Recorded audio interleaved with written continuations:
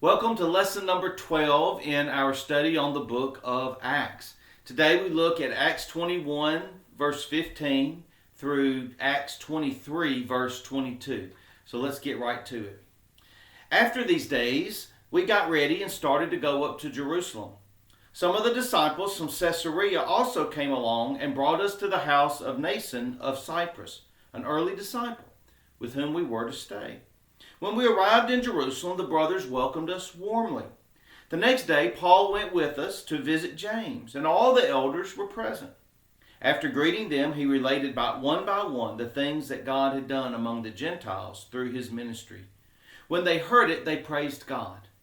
Then they said to him, "You see, brother, how many thousands of believers there are among the Jews, and they are all zealous for the law. They have been told about you that you teach all the Jews living among the Gentiles to forsake Moses, and that you tell them not to circumcise their children or observe their customs. What then is to be done?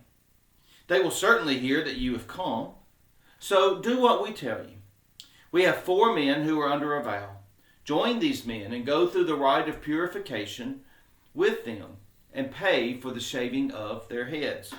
Thus all will know that there is nothing in what they have been told about you, but that you yourself observe and guard the law. But as for the Gentiles who have become believers, we have sent a letter with our judgment that they should abstain from what has been sacrificed to idols, and from blood, and from what is strangled, and from fornication." Then Paul took them in, and the next day, having purified himself, he entered the temple with them, making public the completion of the days of purification, when the sacrifice would be made for each of them. So where we left it in the last lesson, they were headed back to Jerusalem. They land there in Caesarea, and they stay at the house of Mnason of Cyprus. Cyprus is obviously where he's originally from. That means he's a Hellenistic, probably was a Hellenistic Jew, and would have been there, and he's now living in Caesarea. It's possible he came from a Gentile background, but probably where he was living most likely might have been a Hellenistic Christian. Paul then goes along with the others to see James. Now this James, there are a lot of Jameses mentioned in Scripture. This James is the one who is the brother of Jesus. And scholars disagree and kind of debate back and forth about what role James was playing at this particular time. We see that back at the Council in Jerusalem in chapter 15, James seemed to be kind of the one in greatest authority, kind of the titular head of this burgeoning church. Some believe that he still held this position of authority. Others believe that he might have been kind of a respected figurehead, but maybe these elders mentioned controlled more of and had authority over more what was going on, who was sent out, and those sorts of things.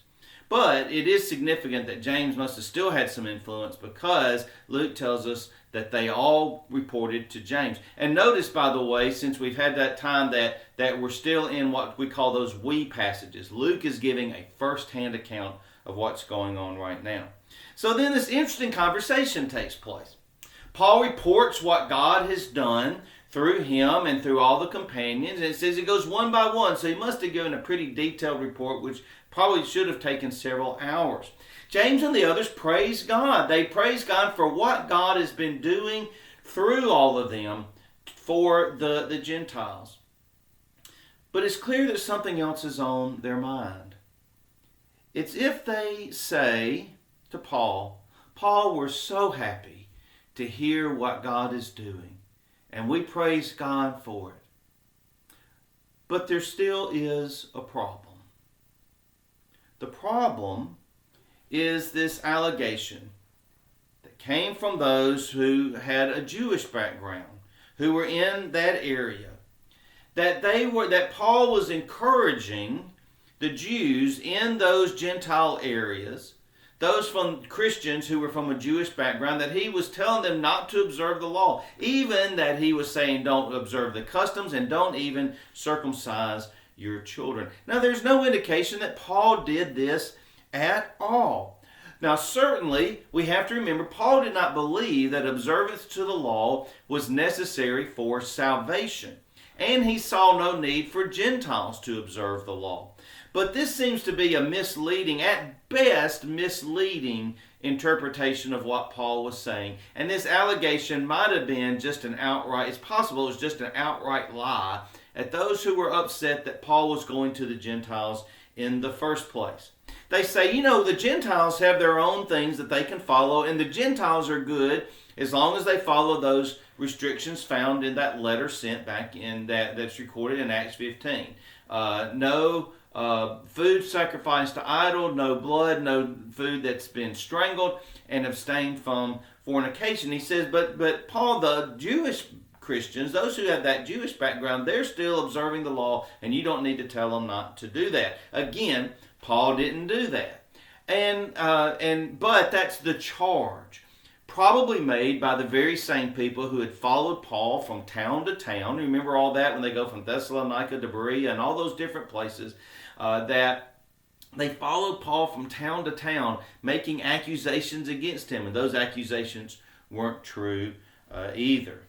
Now, there's also the concern then that in Paul doing that, and that Paul maybe in telling others not to observe the law, again, that's a false charge, but in their thinking, and the people who are thinking about this and saying, well, Paul, if you're telling other people not to observe the law, then you must not be observing the law either. And so what happens is that witness that Paul's been making, all those good things that he's recounted one by one about all that God has done among the Gentiles, that really kind of is in danger of whether or not those Jewish Christians would accept those Gentile Christians. And that is a very real concern, because you could have a splintering of the church, but just even in the early decades of the church.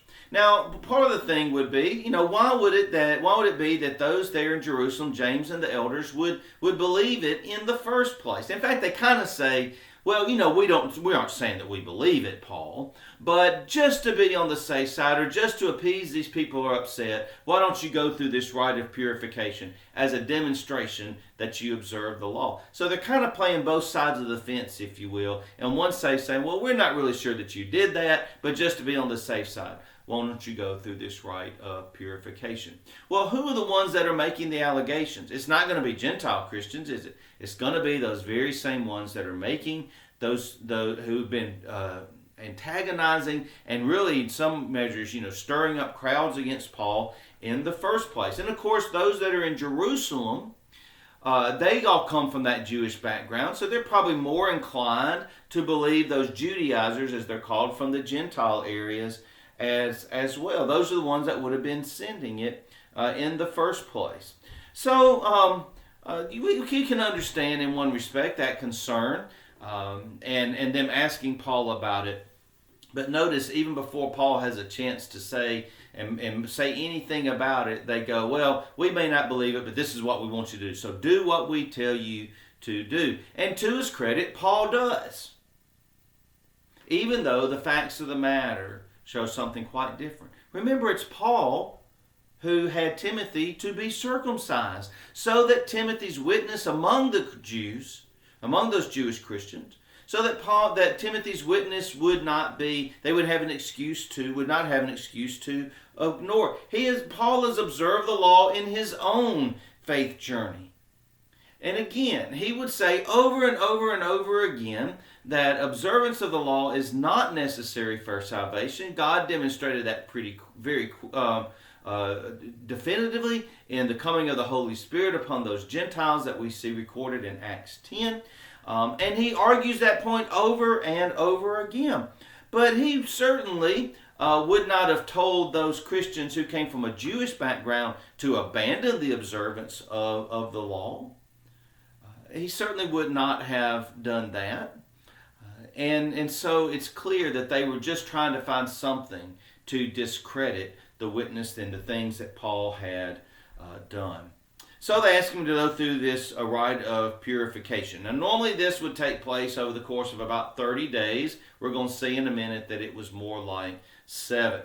So Paul takes this Nazirite vow, but he doesn't take it for the full 30 days. And there's a couple of things that go on here. One, there's the shaving of the head, and And don't know, I've never read anything that said the particular haircut that they would have had. But if you've ever seen pictures of monks, and they shave just kind of the top in that round circle, in that circle there on the top of their head, that's called a tonsure. It's a particular way of cutting the hair that identifies them as part of that order, as identifies them as a monk in that full servanthood of God. There would have been a similar type of thing. So whether it was the shaving of the whole head or just a portion, a particular way of shaving the head, we don't know. But that hair then would have been used, because remember Paul did this in a previous time, took that vow. The hair then would have been part of what was offered as a sacrifice in the temple, being a part of who he is.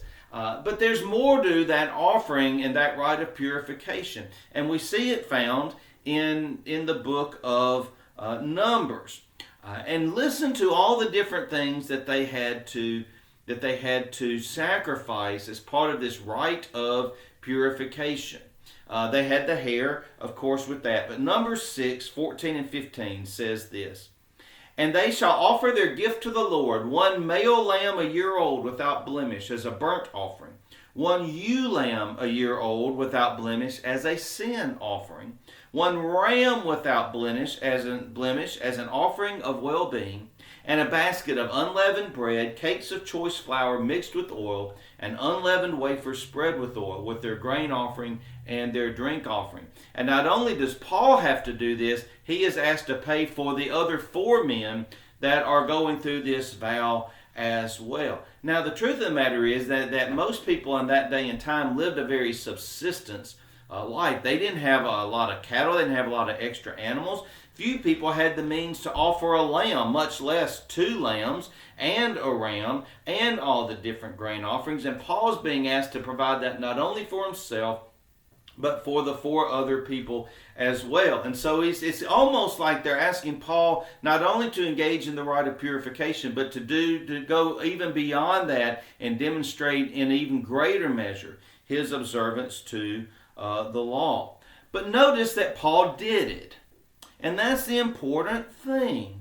Because there's a danger that if he'd not gone through this rite of purification, then maybe the Gentiles wouldn't have been accepted by the overall church. They would have seen Paul's witness as damaged or maybe impure or defiled, and so they would see that those Gentile Christians that came to faith under Paul as somehow not being valid or not be acceptable. And so I think what Paul does here is he does it not because he believes he needs to undergo a rite of purification, not because he is saying that he agrees with any of the charges that were made against him. It seems pretty clear that he does this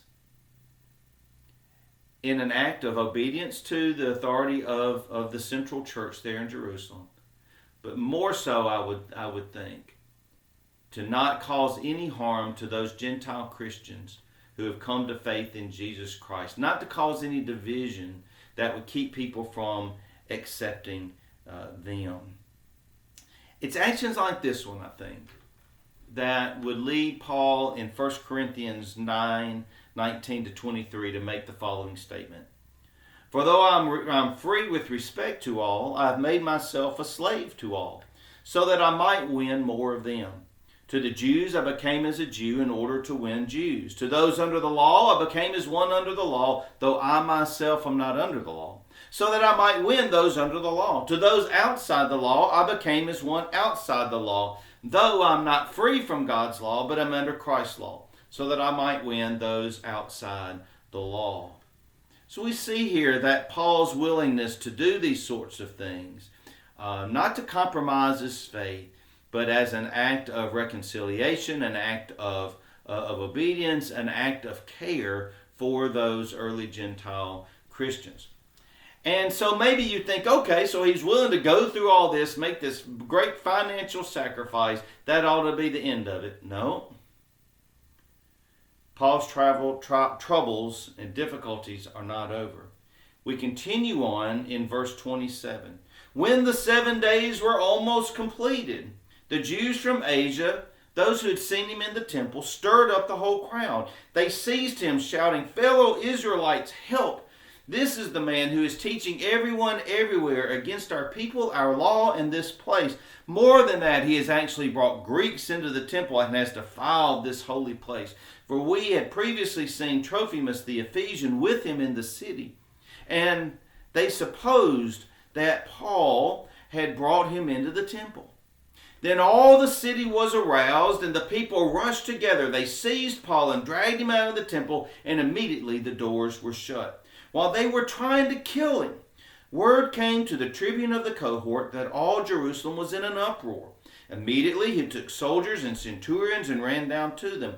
When they saw the tribune and the soldiers, they stopped beating Paul. Then the tribune came, arrested him, and ordered him to be bound with 2 chains. He inquired who he was and what he had done. Some in the crowd shouted one thing, some another, and as he could not learn the facts because of the uproar, he ordered him to be brought into the barracks. When Paul came to the steps, the violence of the mob was so great that he had to be carried by the soldiers. The crowds that followed kept shouting, "Away with him!" Just as Paul was about to be brought into the barracks, he said to the tribune, "May I say something to you?" The tribune replied, "Do you know Greek? Then you are not the Egyptian who recently stirred up a revolt and led the 4,000 assassins out into the wilderness?" Paul replied, "I am a Jew from Tarsus in Cilicia, a citizen of an important city. I beg you, let me speak to these people." So let's take a step back and look at what's going on. The Jews in Asia, specifically Ephesus, who had created so much difficulty for him, travel all of that distance to Jerusalem and start to stir up trouble now in Jerusalem. They're not content to do it over in the other areas there in Europe and Asia Minor. They come on over into Jerusalem. They see Paul in the temple. And somehow, because they see Paul in the temple and they see him with this other man, Trophimus, they think, oh, well, Paul must have taken him into the temple and he defiled the temple. And this charge, by the way, is a serious one. It is a one that would be punishable by death to allow a Gentile to enter into the inner part of the temple because it would defile the temple. There was an inscription in doing some archaeological digging. There was an inscription that was discovered that had hung on the wall. There was an outer court that was kind of called the court of the Gentiles, meaning anybody could walk around there. Then there was another court. There were a series of courts leading to the innermost part of the temple. There was another part of the court that was the court of the Jews. And if you were not Jewish, you could not go into that court. And it was so serious that there was a plaque with an inscription on there that said, any Gentile who goes beyond these walls will be responsible for his death that will ensue. That's how serious it was. And so they think, well, Paul has defiled the temple, and they are going to kill him over that as what they see as just punishment for bringing somebody in the temple, when in actuality, nobody ever actually could have seen Paul bring him into the temple because Paul didn't do so. It shows how serious it is and what they intend to do. Not only do they intend to kill him, but it also says that the gates were closed. And that's because in that part of the temple, no human blood could be spilled. And so they're closing the gates to make sure no stray blood gets in there. This is an idea of how serious this is. They're getting ready, they truly are getting ready to kill Paul. But a member of the Roman army hears things going on. He hears things getting stirred up. They take Paul out of that, and they do arrest him. Now, whether they arrested him just to make it easier to get him out of there, or whether they believed he was this man who had brought a revolt against Rome, we don't know. Maybe they thought all of those things. But they arrest him to get him out of the way. Now, the other thing is that they think not only are they responding to this disturbance that's made because of this false accusation that he's defiled the temple, they also think he might be this Egyptian man who had gone with 4,000 assassins trying to revolt against the Roman Empire. So they just said, things are so chaotic, people are shouting things here and there, things are so chaotic, we're going to get Paul out of that situation. And it says they take him into the barracks. But it's an interesting thing that where they take him is the Antonia Fortress. And the Antonia Fortress is where they had taken Jesus when he went before Pilate. Now I want to take I want to go back to what happens when they arrest Paul. They take him over to that area. Remember, the crowds are shouting, "Away with him!" They're shouting, "Away with him!" I don't think Luke is meaning to equate Paul with Christ. I think he's doing it more relating to the crowd. But do you remember that when Jesus goes before Pilate, he's there in the Antonia fortress. He is having to give a defense before Roman officials, and it is the Jewish people under the stirring up of the leaders. It is the crowd that is saying, "Away with him, crucify him." They don't use the word crucify here, but they're saying the same type of thing. The same type of people are doing that. I just have to think that Luke did not do this as a coincidence. I think he's trying to draw parallels, not necessarily between Paul and Christ in terms of equating them in any way, but he's trying to draw parallels in terms of the reaction of the crowd, their inability to listen, and the dangers of that mob mentality. So Paul says, "Can I speak?" And when he does this tribune realizes that Paul knows Greek, because Paul obviously says it to him in Greek. And it's clear then that he says, "Oh, well, you're not this other guy that we've been looking for." And Paul says, "No." And basically he says, "I think I can get control if you'll just allow me to speak." And so they allow him. And I'm going to read just a few verses here, and then I'm going to skip down. Verse 40, when he had given him permission, Paul stood on the steps and motioned to the people for silence. And when there was a great hush, he addressed them in the Hebrew language, saying. Now, I'm not going to read all of the next few verses. I'm actually going to skip all the way down to chapter 22, verse 17. But basically what happens in these intervening verses is that Paul recounts what we know already, especially if you've been going through all of the lessons in this study, is Paul recounts his life before Christ, Christ calling him on the road to Damascus, all that he had done up to that point, his persecution of the church, his coming to faith in Jesus Christ, and God using him to go now and make a strong defense of the gospel. And in verse 17 of chapter 22, in verse 17, Paul does give a little bit of a piece of information that we have not had before about when he is up in Jerusalem. And this is what he says as part of that witness. After I'd returned to Jerusalem, and while I was praying in the temple, I fell into a trance and saw Jesus saying to me, "Hurry and get out of Jerusalem quickly, because they will not accept your testimony about me." And I said, "Lord, they themselves know that in every synagogue I imprisoned and beat those who believed in you. And while the blood of your witness Stephen was shed, I myself was standing by, approving and keeping the coats of those who killed him." Then Jesus said to me, "Go, for I will send you far away to the Gentiles." So even though Barnabas, remember when he goes up to Jerusalem, Barnabas accepts him, there's still this period of time in which it's still not really clear. They're still not really clear or not really sure that they can trust Paul and who he is. And so Jesus says, when he gets there, he says, "This is the call that I have for you, not to be a primary witness to the Jewish people, but to go to those Gentiles and proclaim my name and the resurrection of the dead." And so, Paul, that's a little bit of a more detailed information than we have had before. And so Paul kind of talks about what's going on, and then in verse 22, we see the crowd get in an uproar again. Up to this point, they listened to him, but then they shouted, "Away with such a fellow from the earth, for he should not be allowed to live." And while they were shouting, throwing off their cloaks and tossing dust into the air, the tribune directed that he be brought into the barracks and ordered him to be examined by flogging to find out the reason for the outcry against him. But when they had tied him up with thongs, Paul said to the centurion who was standing by, "Is it legal for you to flog a Roman citizen who's uncondemned?" When the centurion heard this, he went to the tribune and said to him, "What are you about to do? This man is a Roman citizen." The tribune came and asked Paul, "Tell me, are you a Roman citizen?" And he said, "Yes." The tribune said, "It cost me a large sum of money to get my citizenship." Paul said, "But I was born a citizen. Immediately, those who were about to examine him drew back from him. And the tribune was also afraid, for he realized that Paul was a Roman citizen and that he had bound him.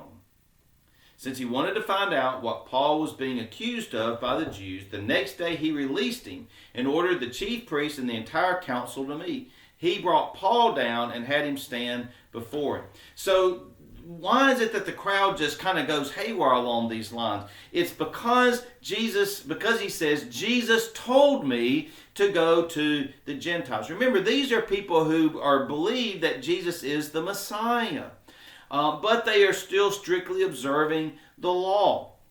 And so when they hear that, these are people who just can't accept that God has a plan of salvation for the Gentiles as well. They never really fully accepted that. And so when Paul says, and so they could have easily deluded themselves into thinking, well, Paul's just kind of going off on his own, and they don't really understand everything that he's been doing and going to these Gentiles and going outside of what he's supposed to do. No, Paul is saying, I had a vision and the Lord himself told me to go bear witness to the Gentiles. At this point, they just kind of lose their minds. They take off their cloaks, they throw them in the air, they throw dust up in the air. They're just really going haywire and about to get back to that being that uncontrolled mob. The Romans don't understand what all the uproar is about. They could really care less about the internal goings on and disputes among these people of the Jewish faith, because they all saw them as Jews. They really didn't see any difference between Jews and Christians, but they do want to avoid a riot. So they take Paul, after Paul's kind of stood up and spoken, they take him back there into the barracks, and they're going to conduct an investigation. And they decide, just for kind of good measure, just to loosen him up a little bit, they're going to flog him.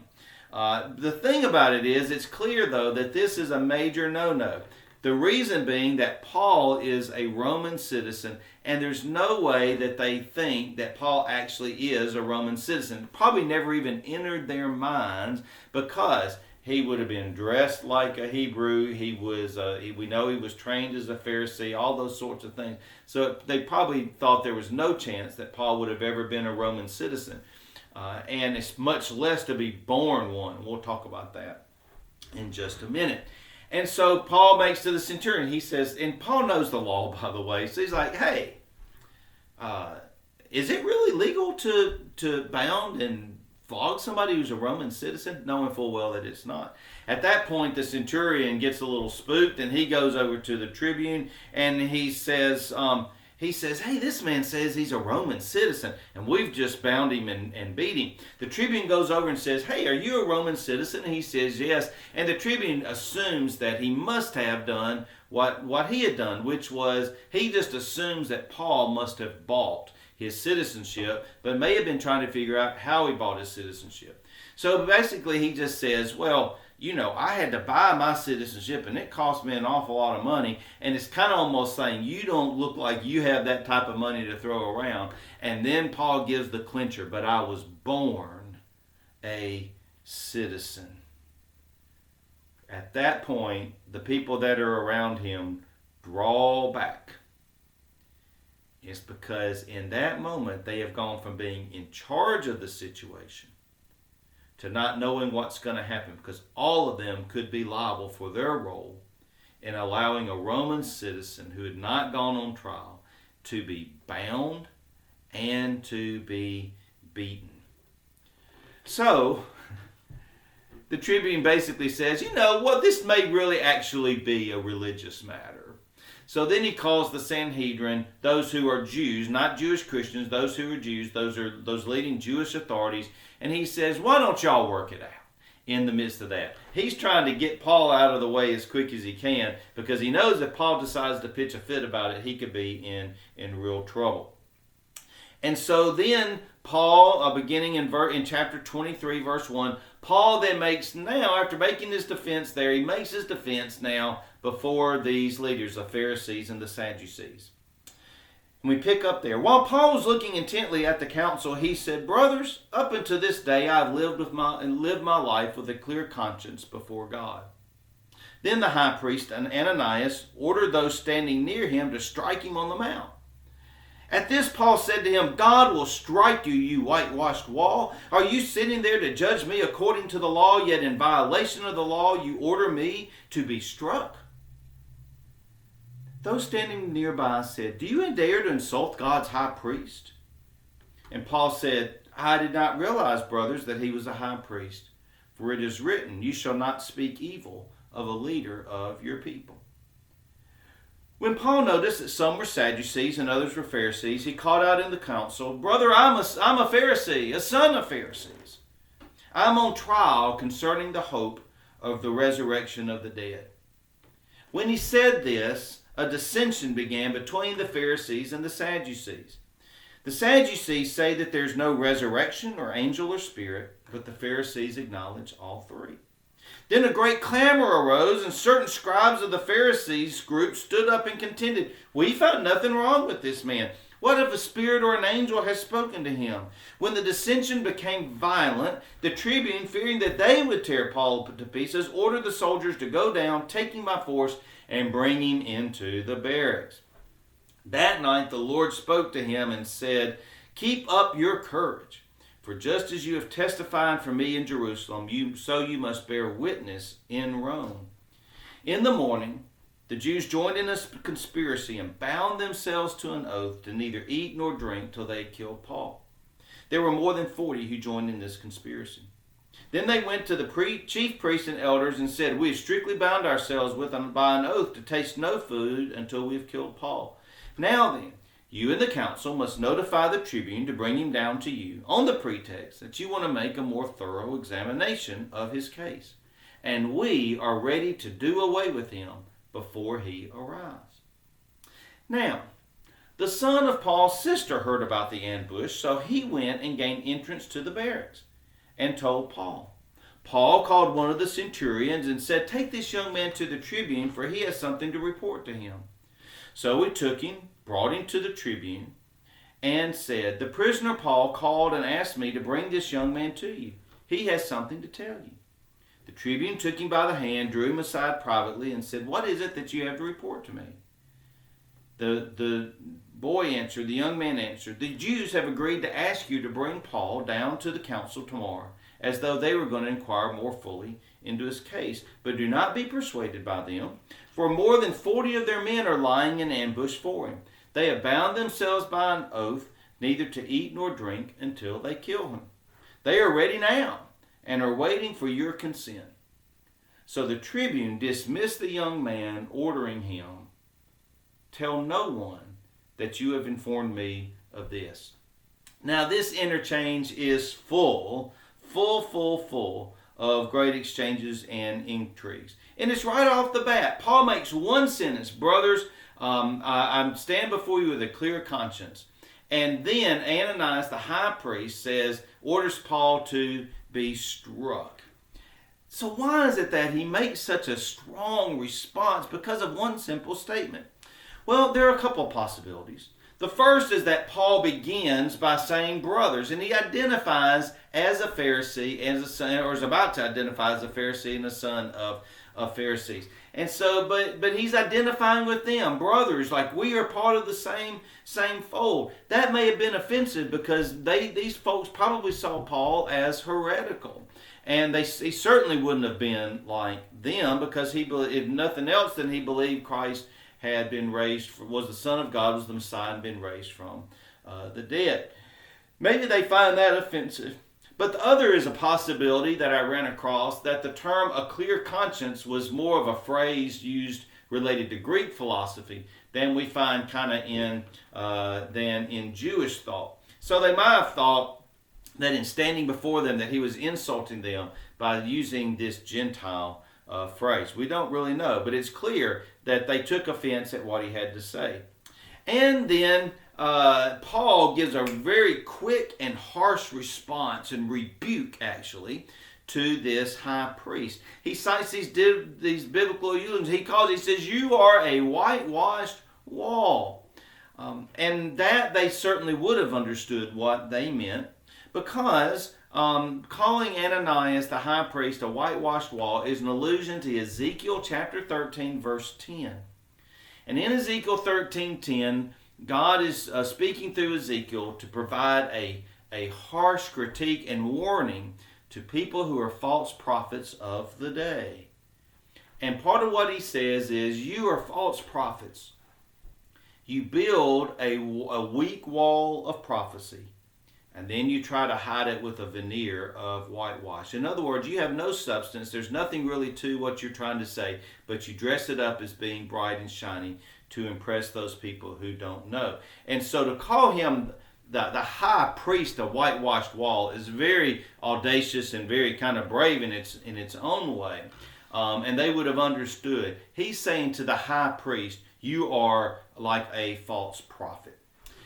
So then they rebuke Paul. And they say, who are you to talk to God's high priest like this man who's in great authority? At which point Paul seemingly, and I emphasize the word seemingly, offers an apology. And the reason I say it's seemingly, because there are a couple of things with this. When Paul says, forgive me, I didn't recognize who you were. Paul knew exactly who the high priest was. This wasn't a man unknown to him. He would have known who he was, and the high priest as he would have entered into, and it would have been made very clear that this was God's high priest. He had a place to be. He's running the show. Paul knows exactly who this high priest is. It's like one of us saying, well, forgive me, I didn't know that you were the president. We know who the president is. Everybody knows who the high priest is. So why does he say this? Why does he say, forgive me, I didn't recognize you? I tend to agree with the thought that I read in a variety of places, that what Paul is doing is kind of giving that passive-aggressive backhand verbal slap to the high priest. Basically saying, oh, forgive me. You mean you're the high priest? Because you sure don't seem to be acting and responding like I would expect a high priest to act. So I didn't recognize you for who you were. He's really kind of, I think it's accurate, I think he's kind of being sarcastic towards that high priest. And then after that, but he kind of seemingly apologizes. Oh, I'm sorry, I didn't do this. I know you're not supposed to speak bad of your elders and whatnot. And then Paul says, okay, now he launches into his defense. But he doesn't get far into his defense before things break apart again. And that is, he says, I'm on trial because of my belief in the hope of the resurrection of the dead. And immediately, those members of the Sanhedrin, the Pharisees and the Sadducees, start getting in an argument. Because as Luke says, Pharisees believe that they're in angels, and spirits, and they believe in an afterlife and resurrection of the dead. The Sadducees didn't believe in any of them. They believed when you died, that you died. You observed the law in faithfulness and witness to God while on this earth, and when you died, you died. And some scholars I read, commentaries I read, said they think Paul does this as a clever ploy just to pull everything into chaos, cause all sorts of chaos. I really don't think that's why he did it. I tend to think because he's willing at other times to make a strong defense of the gospel. And he has an opportunity right here and now to go before the very Sanhedrin themselves and make a defense of the gospel. I tend to go more along the lines of the thought that, of course, he's there to speak about the hope of the resurrection of the dead because he is a follower of Jesus Christ. You cannot speak about who Christ is without emphasizing that Christ was killed, on the third day rose again, ascended into heaven, and sits at the right hand of God the Father Almighty. Of course he has to talk about the resurrection of the dead because our whole faith hinges on the resurrection of Jesus Christ. The effect, however, is that it splits the group. The Pharisees, the Sadducees, bind themselves, and almost certainly it was all Sadducees, these 40 people who bound themselves in an oath. They're so upset, they just end up binding themselves in an oath. The Pharisees go, who knows? Maybe a spirit or an angel spoke to him. Who are we to say? We think he needs to be released. We then have what happens is that those 40 people, like I said, almost certainly all Sadducees, those 40 people bound themselves in an oath, they're not going to eat or drink. Paul's nephew finds out about it, goes and tells Paul. Paul tells the centurion, who tells the tribune, on and on and on. And so, in the midst of this, you see, we have them trying to figure out, okay, how can we gain control of this situation and keep this man from being killed, especially while he's in our care. And so they said, well, what we're going to do then is we're just going to send you on to another group. We're just going to send you on to a man named Felix, who's a governor, and that's going to take place in Caesarea. It's a good way to for Claudius Lysias to try to curry favor with Felix. It's also a way to get rid of the situation and to kind of pass the buck once again, as people have been doing, and to get him out of the way. Lesson 13 picks up with Paul on the move to the Roman court in Caesarea under the charge of a governor by the name of Felix. So that's where we will pick up with the next lesson. 2 lessons left in our time together. Thank you for taking the time today. I hope that it has been something that you've learned, and what we see in here is the faithfulness of Paul. And in the larger picture, before I was getting ready to conclude, let me give one other final point that I forgot to include. Is that in the midst of all these machinations, all these things going on, and all the details, which I think are interesting, we can't lose sight of the larger picture. The larger picture is that Paul has been wanting to get to Rome, but God says, basically has said, now the time is not right. Now the time has come for Paul to get to Rome. And what we see in the next lesson as well, is all the things that start falling into place. All these things that have been going on beforehand that are coming to a culmination now that start falling into place. And the end result is that Paul will get to Rome. But man, there's quite a journey before he gets there. So we'll pick up with next week where we left off today. Thank you again for joining me today. I hope you have a blessed day in the Lord.